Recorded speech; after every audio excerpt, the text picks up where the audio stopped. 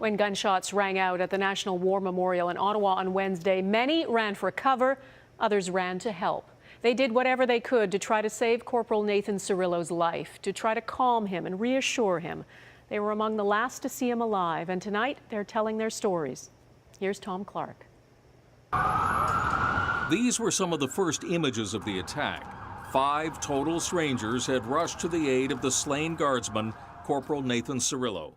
This was the first time that Barbara Winters and Margaret Leary had met since that day. They had come to the West Block studio above the War Memorial to tell their stories.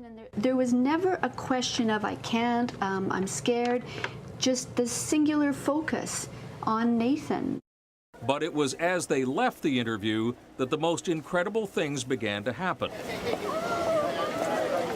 Out of the crowd, they spotted one of the other 5. Conrad Malkowski, and he told them that a 4th member of their group, Martin Magnan, was at the cenotaph. Another emotional reunion and another memory relived.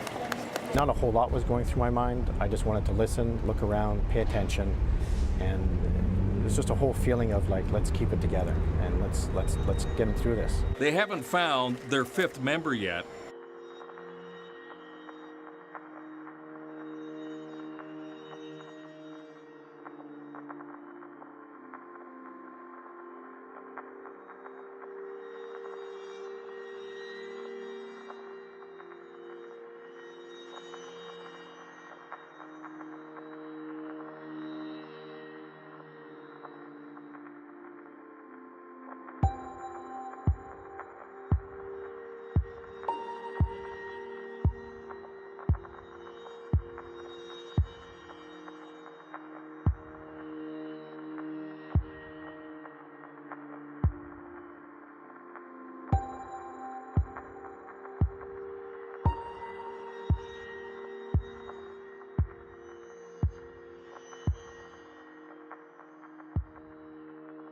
Barbara, can you tell us when you first saw this young man whose life you tried to save yesterday? I was on my way to a meeting, and I happened to have my digital camera in my purse, and I was a few minutes early for the meeting, so I just stopped, and I had just actually taken pictures of the 2 gentlemen standing there in honor, as the honor guard, and I was remarking to myself, what a beautiful day. It was the sun had come out, a clear October day, and there's a few clouds in the sky, but it was just a wonderful fall picture, and I got 2 pictures straight on of these gentlemen standing in front of the cenotaph, and then I have one with the apartment buildings in the background, and I had put my camera away, and I was walking away from the cenotaph and was down on Spark Street when I heard the shots. And you turned around and you went back. Others were fleeing when they heard those shots. You returned. What was that instinct? I don't know. Honestly, I like to say it's human instinct. I think it's human nature to run towards somebody to help them. Well, it was for you. I'm not sure for everybody, but you weren't just running back to see. You had skills you thought you could bring, yes? Yeah, I had served in the Naval Reserve for a number of years, and part of that service was as a medical assistant. So I thought that I could be of some assistance, and I hope I was. You were part of a team, weren't you? I mean, you started it, and then you were giving instructions, but you worked very closely with a group of others. I mean, I wasn't really giving instructions. It was a team effort. When I got there, there was a nurse there already, and the corporal who was with the 2 honor guards at the time. There's always a 3rd person with these honor guards. The nurse had her hand and was compressing one wound, and the corporal was compressing the other wound. There was a gentleman at his feet and another gentleman from the military at his head. And so I just slipped in between them.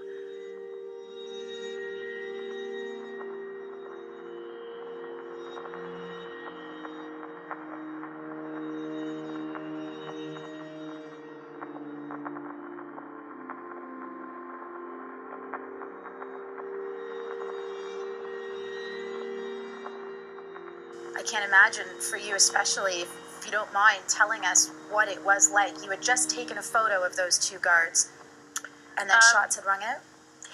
No, well, yes and no. I had taken some photos and walked past them and was on my way to a meeting. I was on Spark Street, actually, just past the Canada Post building when I heard the shots. And I turned around and saw people ducking and running. No one screaming, though, no panic. And so I was aware of the news story from the previous day about the two soldiers being run down in Quebec, and so I immediately suspected that something had happened to the soldiers I had just passed. And so I ran back, and as I was running back to the cenotaph, I was looking for them because you know that those soldiers won't move. They will stay on guard no matter what transpires in front of them. So I figured if they were still standing, it was something else. But as I got closer, I didn't see them. So I knew that they had been the targets. And so all this is happening, in split seconds. But so I ran and I saw the soldier that had been hit, Corporal Cirillo, lying on the ground, and he was already surrounded by caregivers, people who were there to help him. And so I just dropped my bags and went to help.